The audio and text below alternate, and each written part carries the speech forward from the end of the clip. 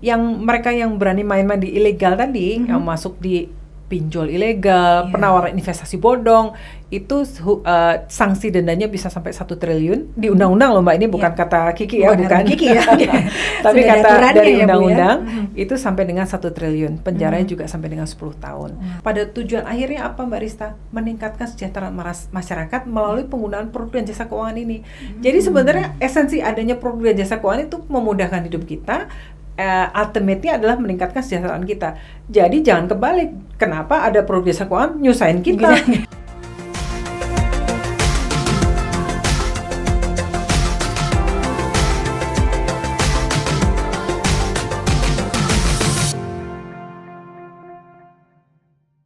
Bu Kiki, ini menarik sekali gitu ya, apalagi saat ini Ibu sebagai Kepala Eksekutif Pengawas Perilaku Pelaku Usaha Jasa Keuangan gitu ya. Edukasi dan perlindungan konsumen, apa sih yang menjadi fokus gitu ya di topoksi bidang edukasi dan perlindungan konsumen ini? Karena kan banyak sekali gitu ya dengan adanya literasi gitu ya, edukasi, kok angka kayaknya perlindungan konsumen ini kayaknya konsumen masih banyak aja nih Bu yang terlibat investasi bodong lah, penipuan lah dan lain-lain. Nah, sebenarnya tugasnya ngapain sih Bu? Kalau OJK itu di Undang-Undang Nomor 21 tahun 2011 tugasnya mengatur, mengawasi dan melindungi. Mengatur, mengawasi dan melindungi di sektor jasa keuangan, melindungi konsumen dan masyarakat. Kenapa disebut konsumen dan masyarakat? Konsumen artinya mereka yang sudah menggunakan produk dan jasa keuangan PUJK atau perusahaan usaha pelaku usaha jasa keuangan yang legal memang mendapat izin dari OJK. Kenapa disebut masyarakat? Artinya mereka juga yang belum menjadi konsumen tapi sudah menggunakan jasa atau seperti itu ya, misalnya orang transfer atau apa gitu ya, seperti itu. Kemudian yang korban dari ilegal ini juga kita lindungi. Nah tadi Mbak kan di awal menyebut saya anggota Dewan Komisioner Otoritas Jasa Keuangan, kemudian yang barusan Kepala Eksekutif Pengawas Perilaku Pelaku Usaha Jasa Keuangan, Edukasi dan Perlindungan Konsumen. Memang di undang-undang yang baru, Undang-Undang P2SK, Pengembangan dan Penguatan Sektor Keuangan, itu nomenklaturnya berubah. Yang tadinya disebutnya sebagai Dewan Komisioner yang membidangi edukasi perlindungan konsumen menjadi Kepala Eksekutif Pengawas Perilaku Pelaku Usaha Jasa Keuangan, atau lebih dikenal dengan pengawasan market conduct sebenarnya Mbak, dan juga untuk edukasi dan perlindungan konsumen. Nah ini sebenarnya satu tugas yang cukup berat ya, karena ini ada unsur perlindungan konsumen dan masyarakatnya. Jadi kalau kita lihat di tugas saya itu Mbak, ada 4 pilar yang saya kedepankan. Yang pertama pilar edukasi dan literasi, seperti yang tadi kita bahas tentang kita pengembangan literasi dan inklusi keuangan di perbankan, pasar modal, asuransi, konvensional dan syariah. Kemudian pilar yang kedua adalah pengawasan market conduct. Jadi kalau mungkin saya jelaskan dulu market conduct seperti apa. Kalau orang mungkin lebih mengenal pengawasan prudensial. Pengawasan misalnya kalau kesehatan bank itu dilihat dari CAR-nya. Kalau pasar modal dilihat dari MKBD-nya dan sebagainya. Dan ini kalau kita melihat sebenarnya banyak masalah tidak dalam hal rasio-rasio keuangan atau kecukupan modal atau apa, tetapi dari perilaku pelakunya. Jadi kalau kita sering melihat Mbak Rista, produk-produk jasa keuangan yang sering kita lihat, yang banyak kasus ini misalnya perilaku agen, perilaku sales gitu ya. Nah itu yang kemudian kita awasi dari semua sektor itu. Nah kalau kita lihat misalnya contohnya krisis global tahun 2008 itu kan penyebabnya adalah subprime mortgage crisis. Itu Gubernur Bank Sentral Amerika juga mengakui bahwa mereka kurang dalam hal perlindungan konsumen itu. Bagaimana mereka kurang melakukan pengawasan terhadap perilaku agen-agen si mortgage ini yang kemudian menjual mortgage kepada kelompok yang memang nggak seharusnya membeli produk itu. Artinya mis-selling, nggak tepat sasaran dan lain-lain. Nah ini bagaimana pengawasan market conduct yang lemah itu bisa menyebabkan krisis secara besar global yang kemudian merembet ke negara lain. Karena itu di negara-negara seluruh dunia sudah memahami pentingnya pengawasan market conduct ini. Jadi kalau di seluruh dunia kita kemarin saya baru kembali dari Paris untuk bertemu dengan regulator dari seluruh dunia, kita membahas tentang pengawasan market conduct itu. Nah itu pilar yang kedua. Pilar yang ketiga adalah penanganan pengaduan konsumen. Tadi Mbak Risa bilang, kenapa sih masih banyak konsumen yang merasa dirugikan atau ini seiring dengan berjalannya waktu semakin inovatifnya suatu produk jasa keuangan, kemudian semakin berkembangnya, itu pasti ada eksesnya, yaitu adalah kasus-kasus yang memang kemudian masyarakat harus punya tempat mereka mengadu tuh kemana, ke OJK. Yang keempat adalah penanganan investasi ilegal, pinjol ilegal, gade ilegal, apapun itu juga bisa. Jadi 4 pilar itu Mbak Rista yang menjadi tugas tanggung jawab kami, yaitu mulai dari literasi, pengawasan market conduct, penanganan pengaduan konsumen, dan juga kemudian anti atau bagaimana kita memberantas investasi ilegal, pinjol ilegal, dan apapun yang ilegal itu. Gitu. Oke, baik, berarti tugas dari bidang yang Ibu Kiki jalani saat ini luar biasa ya Bu ya. Ada 4 pilar yang menjadi poin penting. Oke. Nah, kalau tadi ada divisi ada bidang nih Bu ya. Oke, saya divisi terus ini. Oke, Bu, tadi kan ada bidang untuk edukasi dan literasi. Nah, seperti apa sih strategi dari Otoritas Jasa Keuangan untuk meningkatkan literasi dan edukasi masyarakat kita, baik dari sisi keuangan konvensional maupun dari syariah sendiri nih Bu Kiki? Ya, kita punya banyak sekali program Mbak untuk meningkatkan literasi dan inklusi masyarakat. Jadi kalau kita berangkat dari hasil survei itu, memang kan ada gap Mbak antara inklusi dan literasi. Di tahun 2022 ini tingkat inklusi kita sudah mencapai 86%. Tapi literasinya baru hampir mencapai 50%. Artinya yang pertama memang udah ada peningkatan dari survei sebelumnya, which is very good, dan kita thankful untuk kerja semua pihaknya yang kemudian membuat tingkat literasi dan bisa naik. Tetapi yang perlu kita cermati adalah ada gap Mbak antara inklusi dan literasi. Kalau tadi ibaratnya dari 100 orang yang disurvei itu 86 sudah pakai produk jasa keuangan, tapi yang paham itu baru 50. Jadi artinya ada gap antara orang yang udah pakai tapi nggak ngerti. Nah ini Mbak, ini cikal bakal yang nanti dispute jadi yang bodong-bodong tadi. Betul. Bukan bodong. Jadi dispute antara ini Mbak, antara pelaku usaha jasa keuangan, misalnya banknya, asuransinya, kemudian sekuritas atau apa, dengan konsumennya. Itu yang kadang-kadang konsumen nggak ngerti. Dia misalnya asuransi, dia ngerasanya dia punya asuransi ini, pas mau dipakai loh ternyata asuransinya beda gitu ya, karena ketidaktahuan dia. Nah terus kemudian dispute yang lain, misalnya yang diperjanjikan itu beda dengan yang dia pahami atau seperti apa ya gitu. Nah kalau yang ilegal lain lagi Mbak. Nah kalau yang kita maksud tadi itu hanya untuk yang legal, artinya mendapat izin dari OJK. Nanti yang legal itu dunianya lain lagi, kita pisahkan. Di Undang-Undang P2SK itu sangat jelas ya, misalnya untuk pelanggaran market conduct itu bisa dipenjara, udah ada hukum pidana, kemudian ada sanksi denda ya, dan itu sampai dengan 250 miliar. Jadi kalau perusahaan yang main-main nih untuk dapetin konsumen, untuk dapetin nasabah, dia antem kromo, pokoknya semua dilanggar gitu, kalau ketangkep sama kita bisa sanksi sampai dengan 250 miliar dan ada sanksi pidana penjara.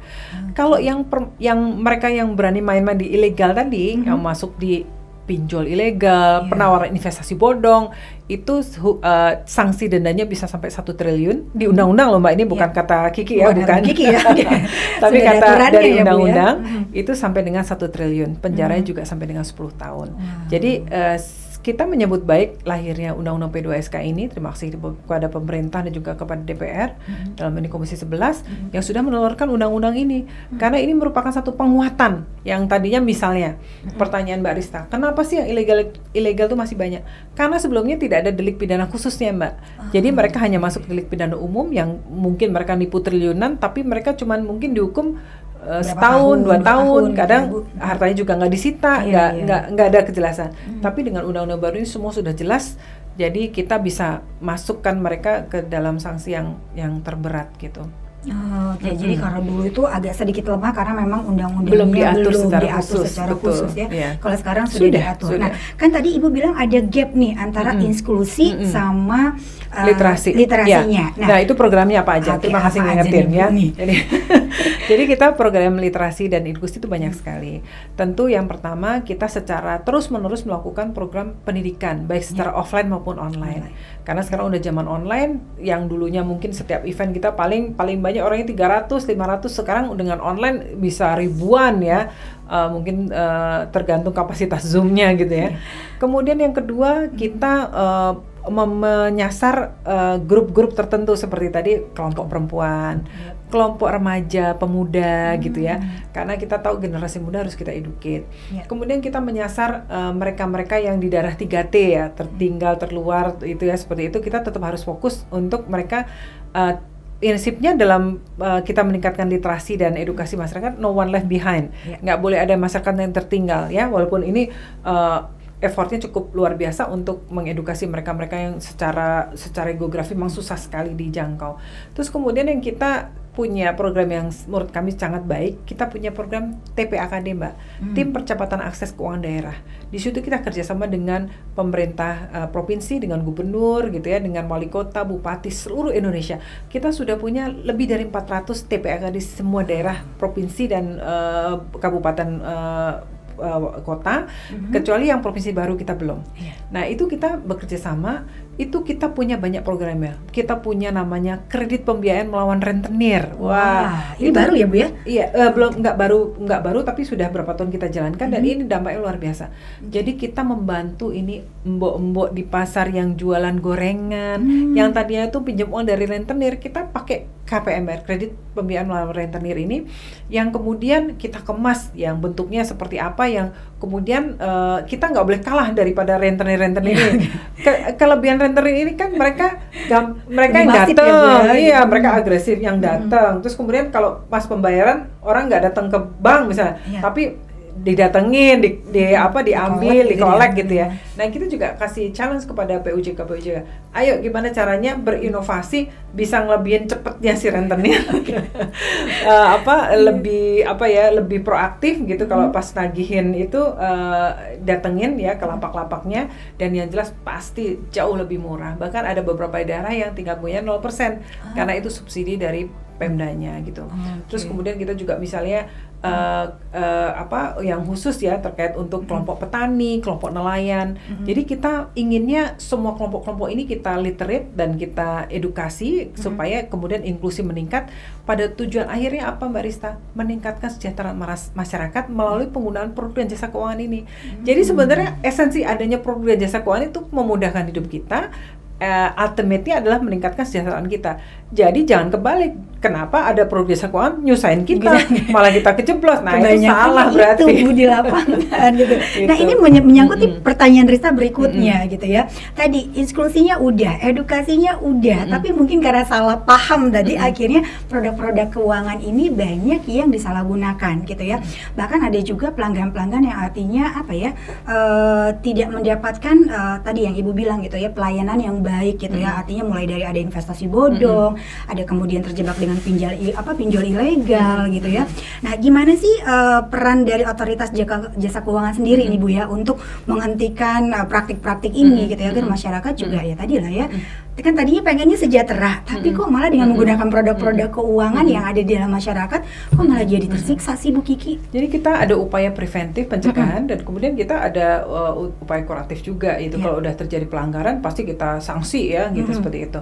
Jadi yang tadi upaya preventif tentu dari literasi, edukasi, kemudian pengawasan market conduct, dan kemudian bagaimana mekanisme kita melindungi konsumen ketika sudah ada aduan. Jadi di kita itu Mbak Rista, kita punya portal namanya APPK, Aplikasi Portal Pelindungan Konsumen. Mbak Rista misalnya ada permasalahan dengan jasa bank yang digunakan, masukkan ke portal yang disediakan OJK tersebut, itu bank yang dimaksud itu bisa melihat langsung Mbak, dan OJK juga bisa. Jadi kita memantau, ini ada namanya Mbak Rista gitu, masukin ke bank ABC gitu, atau asuransi XYZ. Di situ kita melihat pepantau, dalam waktu 20 hari si perusahaan itu harus merespon apa yang menjadi concern Mbak Rista. Kemudian kita mendorong namanya IDR, Internal Dispute Resolution, artinya penyelesaian antara si perusahaan dengan konsumen itu harus bisa nyelesain sendiri.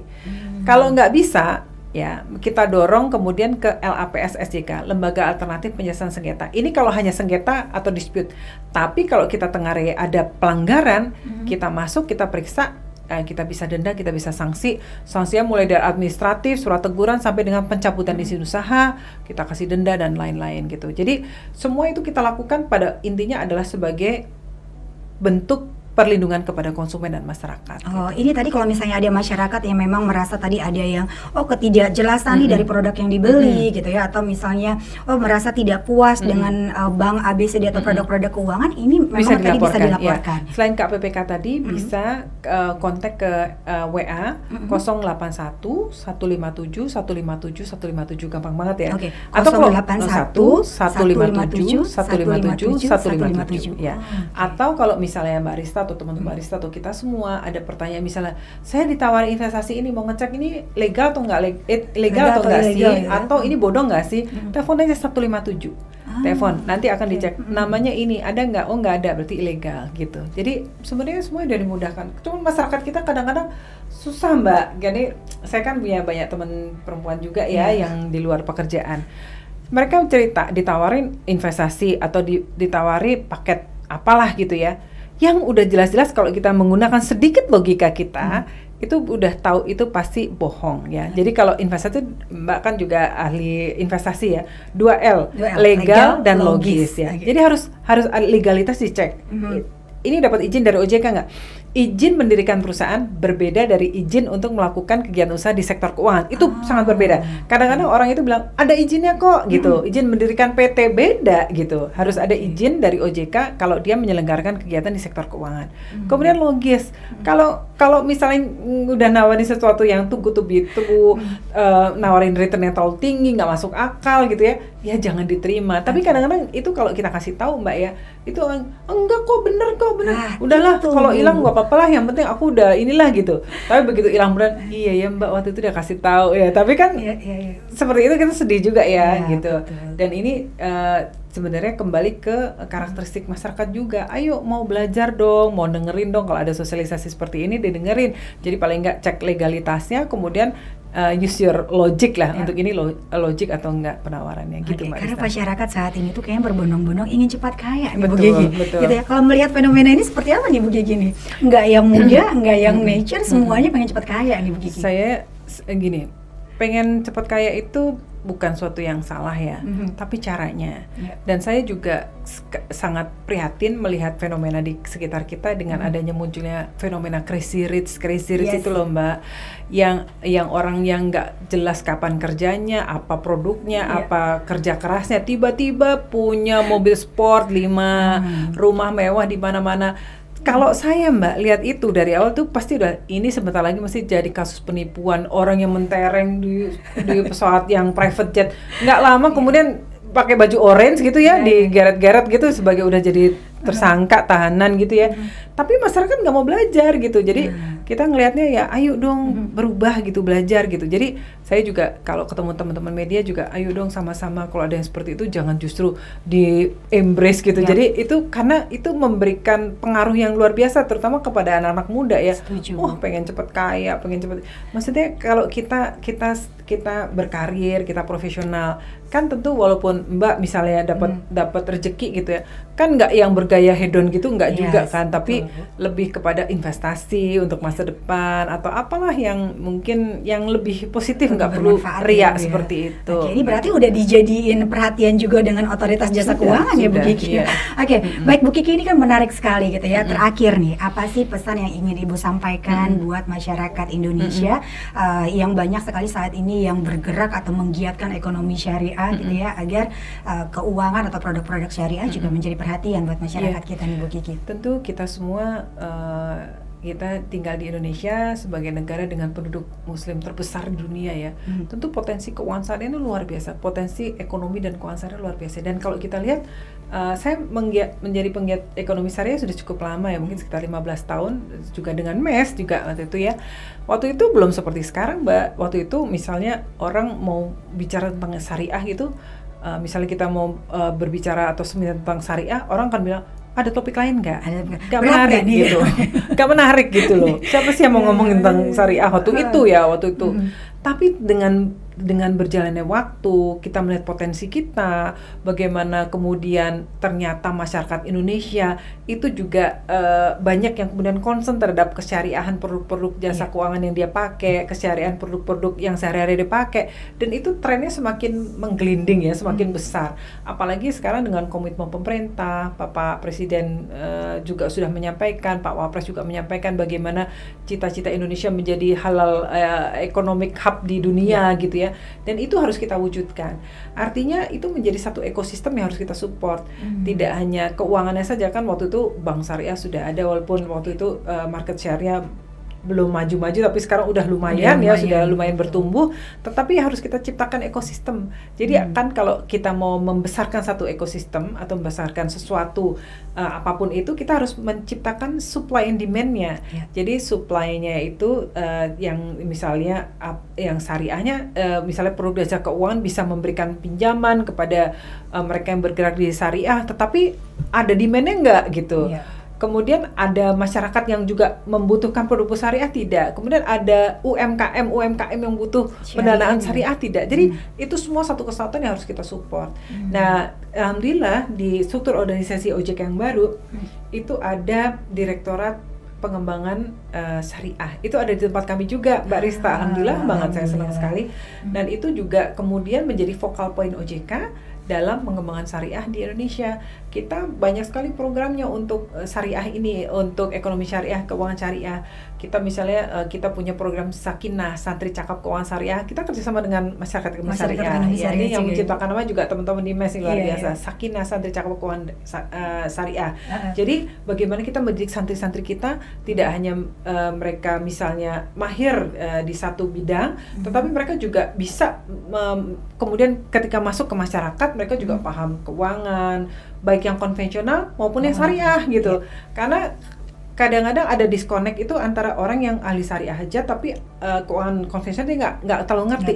Jadi harus dua-duanya dia paham. Yang konvensional dia menguasain, syariah menguasain. Oh ada deh, itu luar biasa mudahnya gitu ya. Iya benar, itu pasti kesempatan kerja juga banyak gitu ya, seperti itu. Jadi kita bagaimana kita mendorong pengembangan ekonomi dan keuangan syariah melalui apa yang menjadi tugas pokok fungsi OJK gitu ya. Selain tadi teman-teman kami di pengawas Prudential juga bagaimana mengembangkan peraturan-peraturan untuk bagaimana mengembangkan misalnya bank syariah, kemudian unit usaha syariah dan lain-lain. Kami bagaimana mendukung dalam proses channeling gitu ya, antara mereka di perbankan syariah, asuransi syariah, pasar syariah dengan mereka-mereka UMKM yang butuh gitu ya, pendanaan syariah, pembiayaan syariah, support syariah dan lain-lain. Jadi kita ciptakan ekosistem bagaimana nih supaya cita-cita kita semua, bagaimana Indonesia yang dengan potensi yang sedemikian luar biasa, penduduk muslim juga terbesar di dunia, bisa menjadi pusat ekonomi dan keuangan syariah dunia gitu. Oke, luar biasa ya Bu Kiki. Bu Kiki ini luar biasa banget pembahasan kita hari ini, dan banyak sekali ilmu yang diberikan oleh Bu Kiki, mulai dari pengalaman pribadi gitu ya, kemudian bagaimana sepak terjang jatuh bangun membangun gitu ya Bu, di dunia investasi, kemudian memahami perempuan-perempuan agar yuk naik deh terus gitu ya, literasi dan lain-lain gitu ya. Dan apalagi tadi pesan-pesannya juga lumayan yang bisa untuk kita jalankan ke depannya untuk para penggiat di ekonomi syariah pastinya. Semoga ke depannya makin berjaya terus Indonesia, terutama di ekonomi syariahnya ya Bu Kiki ya. Terima kasih banyak Bu Kiki waktunya. Sehat-sehat terus dan sukses-sukses terus buat Bu Kiki. Jangan sampai bosan untuk memberikan edukasi buat masyarakat ekonomi syariah pastinya. Oke, buat sobat podcast message, nggak kerasa kita udah di akhir acara, dan semoga apa yang disampaikan oleh Bu Kiki bermanfaat buat kita semua. Kurang lebihnya saya mengucapkan terima kasih. Wassalamualaikum warahmatullahi wabarakatuh.